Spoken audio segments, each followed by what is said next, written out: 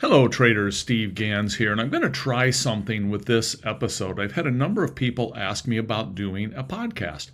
So I'm actually going to do this as a conversational podcast. There's not going to be visuals other than it's going to have a transcription showing up. But aside from that, it's basically something you can listen to while you walk, etc. And it's going to be around options in general. What are options? How do they work? So it's going to be kind of a basic tutorial, but even if you've traded options for some time, I think you'll find some value in it. So take a listen, and as always, please give me any thoughts or comments. And of course, if you like this, please like, subscribe as well. Thanks so much, everyone, and I hope you enjoy the podcast. All right, so today we're diving deep into options trading. You guys send in a ton of videos and stuff. I mean, it's like a whole curriculum here, from the basics all the way up to like seriously advanced strategies. Yeah, it's quite a lot. But our goal, let's break down these key concepts and make options trading understandable. That making your head spin. Exactly. So we're going to start right at the beginning, the foundations, what an option actually is. Then we'll look at those fundamental building blocks, calls and puts, and how those work. And then we'll get into how those are used in different strategies. Some of them simple, and then, some of them get a bit more, let's say, intricate. Oh, absolutely. And of course, we have to dig into the things that make options tick, right? The Greeks, volatility. There's a lot to unpack, but by the end of this deep dive, you should have a solid grasp of how options work and the power they can offer. Okay, so let's answer that first big question. What is an option? One of the videos used this analogy, and I thought it was spot on. An option is like a contract, right? But it's a contract that gives you the right to buy or sell something, but not the obligation to do so. And that something is usually an underlying asset, like a stock.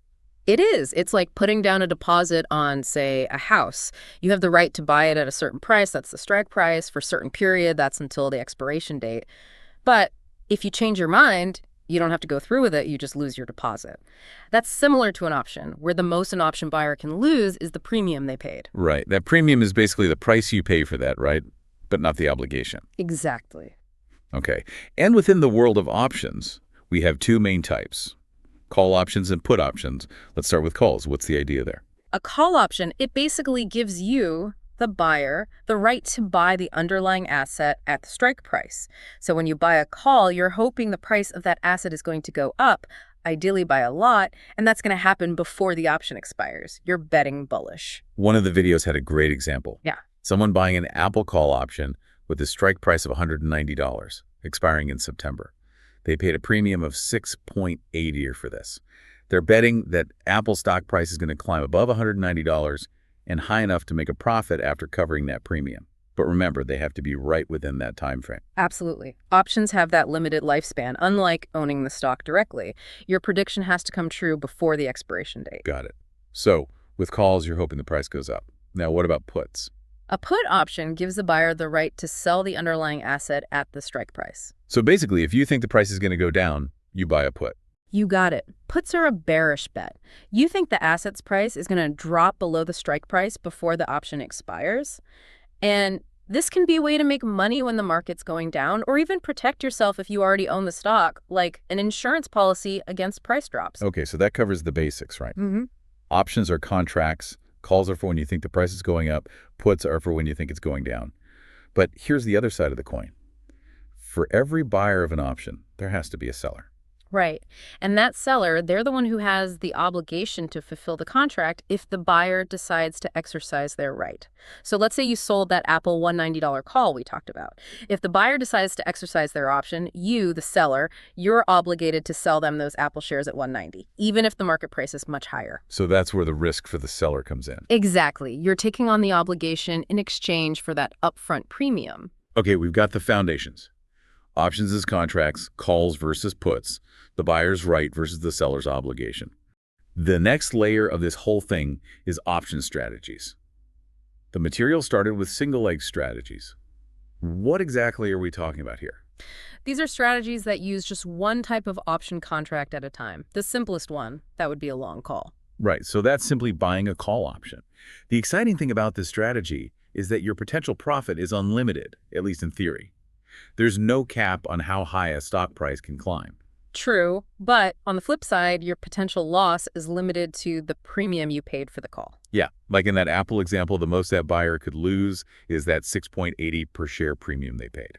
Right, which is why some people see buying a long call as an alternative to buying the stock itself. It offers potentially higher returns, but you have that limited time window to be right. Okay, then there's the short put. Now, this is where it gets a little tricky because this is also considered a bullish strategy. But wait, aren't puts all about betting the price will go down? How can a short put be bullish? Well, a short put means you're selling a put option. And when you sell a put, you're actually hoping that the underlying asset stays above the strike price until the option expires worthless. If that happens, you keep the premium you received for selling it. So, in our Apple example, if someone sold a $190 put, they'd be rooting for Apple's price to stay above that 190 mark. If it does, they just pocket the premium. Easy money, right? That's the ideal scenario. That premium represents the maximum profit on the trade. But there's got to be a catch, right? What's the downside? Here's the risk. If the price of the underlying asset drops below that strike price, the buyer of the put can exercise their option. And what does that mean for the seller, the one who sold the put? You'd be obligated to buy that asset at the strike price, even if it's trading lower in the market. That's where the potential losses can really pile up, though theoretically they're limited, since the stock can't go below zero. So you get that nice upfront premium, but you're essentially agreeing to potentially buy a stock at a price you might not like. It's a trade-off. Right, it's all about weighing risk and reward. Okay, so we've got long calls and short puts. And then there's this whole other category, the multi-leg strategies, where you start combining multiple options contracts. The material mentions some of them, like vertical spreads, iron condors, even iron butterflies. Why would anyone want to get into these more complex strategies? It's all about trying to fine-tune your risk and reward, basically crafting a trade with a more specific goal or outcome in mind. You're combining buying and selling different options on the same underlying asset, but with different strike prices or expiration dates. So it's like you're building a custom option position. Yeah, it's like that. Instead of just buying a call, you might also sell a call, but at a higher strike price. That's called a bull call spread, and it caps your potential profits, but it also makes the trade cheaper to enter. Got it. So it's all about achieving a specific outcome with calculated risks and rewards. Exactly. You're using multiple legs to manage your risk and express a particular view on where you think the market's going. Okay, the next big concept that kept popping up is intrinsic and extrinsic value. These seem fundamental to understanding how options are even priced in the first place. Let's break it down. What's intrinsic value? Think of intrinsic value as what an option is worth right this second. It's in the money value. And only options that are in the money have intrinsic value. Okay, so what does in the money actually mean? For a call option, it means the current market price of the underlying asset is higher than the strike price. Okay, so if Apple is trading at, say, $195 and you have a call option with a strike price of $190, that option is in the money. Exactly, because you could immediately buy Apple at $190 and sell it at $195, making a $5 profit, at least before accounting for the premium you paid for the option. That $5 difference, that's the intrinsic value. And what about put options? How does in the money apply there? With a put option, it's in the money if the strike price is higher than the current market price. So if Apple is trading at $185 and your put option has a strike price of $190, that put is in the money. Because you could buy Apple at $185 in the market, then exercise your put option to sell it at $190, again making a $5 profit before factoring in the premium. Precisely. And if an option isn't in the money, its intrinsic value is zero. Got it. So intrinsic value is all about what the option is worth right now. What about extrinsic value? That was sometimes referred to as time value. What's that all about? Extrinsic value, think of it as the extra value an option has on top of its intrinsic value. It's the potential for the option to become even more profitable between now and its expiration date.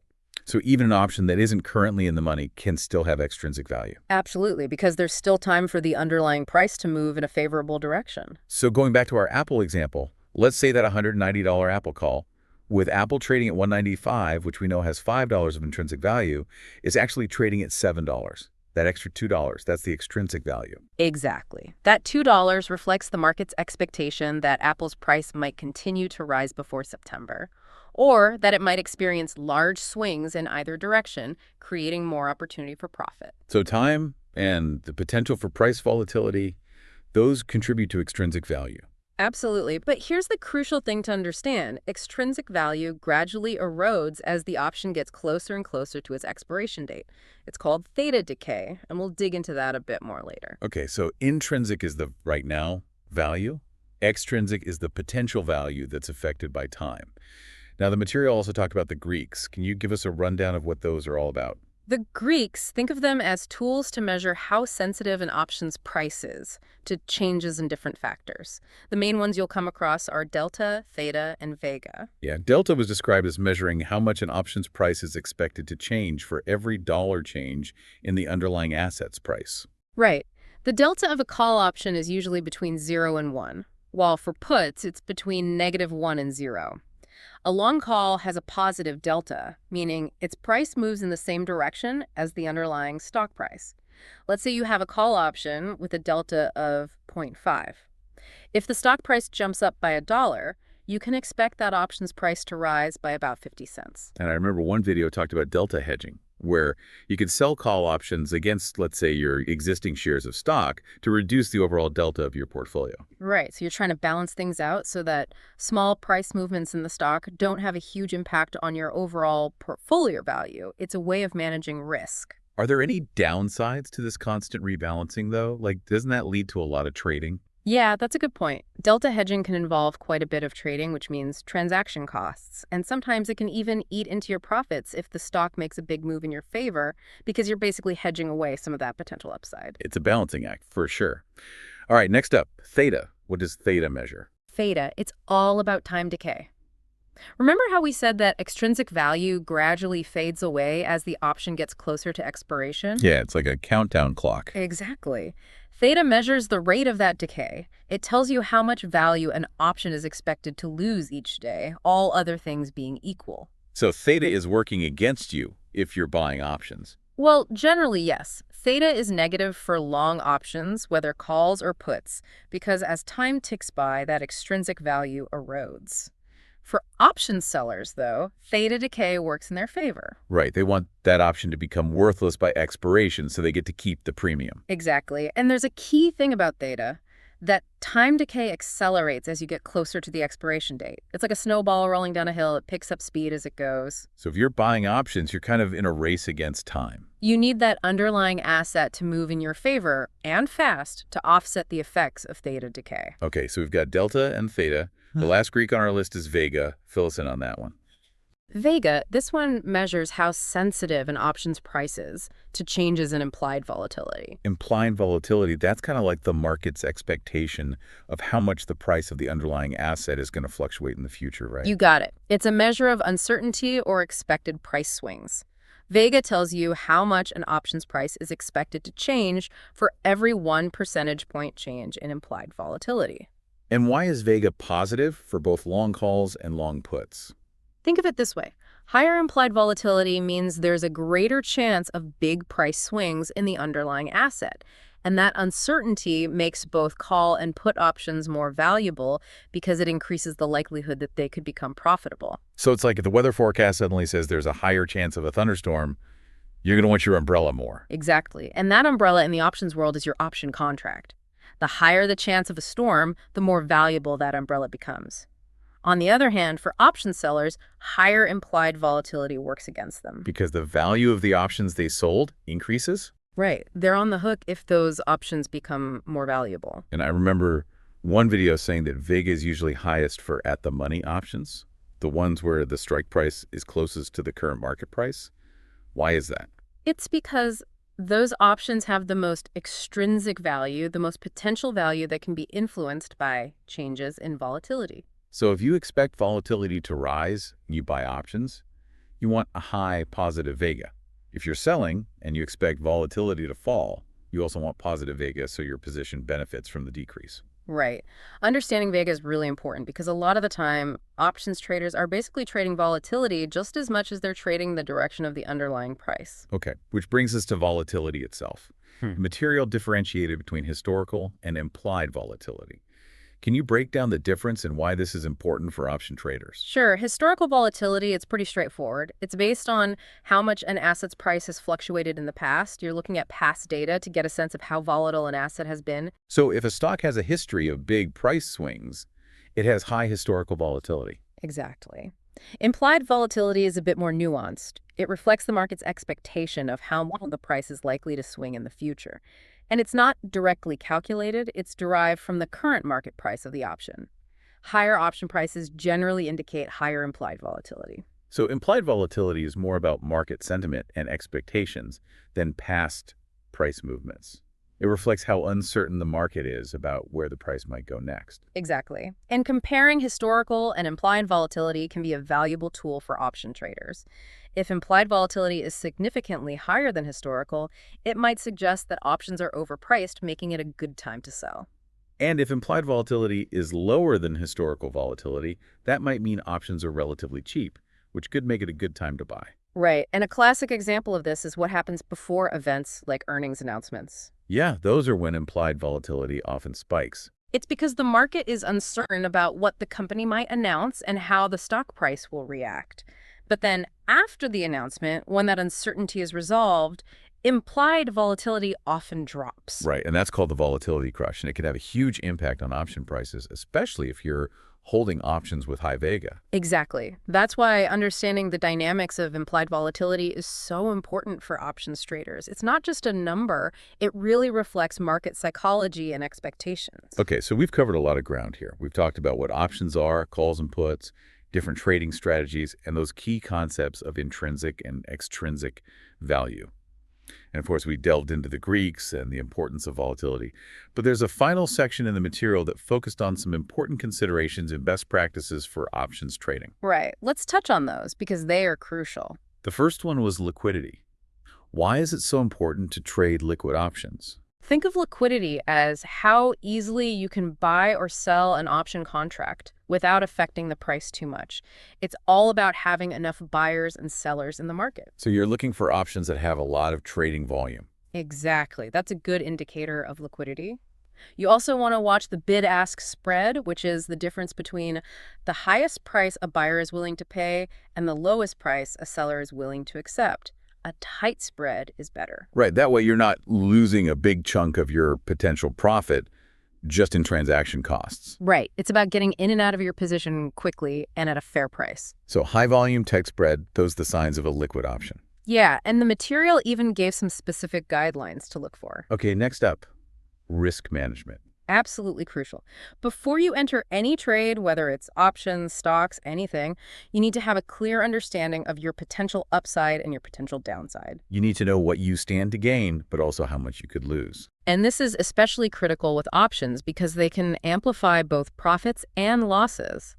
The material talked about selling naked options, where you haven't bought a corresponding option to limit your risk. That can expose you to potentially unlimited losses. Okay, so naked options are basically a no-no for beginners.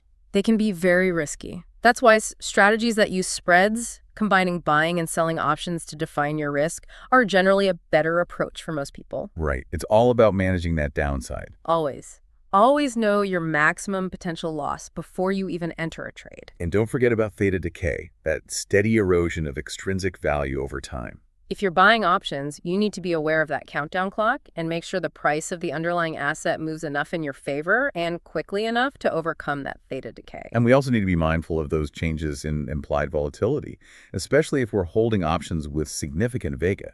Absolutely. Volatility swings can have a huge impact on option prices. If implied volatility drops, like it often does after an earnings announcement, the value of your options can take a hit, even if the underlying price moves in the direction you're expecting. So it's important to pay attention to those volatility dynamics and factor them into your decision-making. Absolutely. The final thing the material touched on was options pricing models. Can you give us the layman's explanation of what those are and why they matter? Sure. Options pricing models, they're these sophisticated mathematical formulas that are used to calculate the theoretical fair value of an option. They consider things like the underlying price, the strike price, time to expiration, interest rates, and of course, implied volatility. It sounds complicated. Yeah, the math behind them is complex, but the main takeaway is that these models help determine the prices you see when you're looking to buy or sell an option. So the price you see isn't just some random number someone pulled out of thin air. It's actually based on these complex calculations that consider all these factors. Exactly. And while you don't need to be a math whiz to trade options successfully, having a basic understanding of the factors that go into those calculations can give you an edge. That's helpful to know. Okay, we've really covered a lot in this deep dive. We've gone from the absolute basics of what options are to understanding calls and puts, the difference between buying and selling options, all the way to exploring various trading strategies, the Greeks, and the importance of volatility. It's been quite a journey. Hopefully everyone listening now has a much better understanding of this fascinating and powerful world of options trading. Absolutely. And remember, this is really just the starting point. There's always more to learn, and the key to success is continuous learning, careful risk management, and a deep understanding of what you're trading. And speaking of continuing to learn, as you process all this information, what are the things that really stand out to you? What specific aspects of options trading are you most curious about now? Maybe you're intrigued by some of those multi-leg strategies, the ones we didn't have time to dive into today. Or perhaps you're fascinated by the dynamics of volatility and how you can use it to your advantage. Yeah, it's really a deep rabbit hole to go down. Maybe you're thinking about how the Greeks can help you make better trading decisions or how you can manage risk more effectively. There's always something new to explore. Exactly. The journey into options is a continuous one, and it can be incredibly rewarding. So keep those questions coming, keep digging deeper, and most importantly, never stop learning. Thanks for joining us on this deep dive.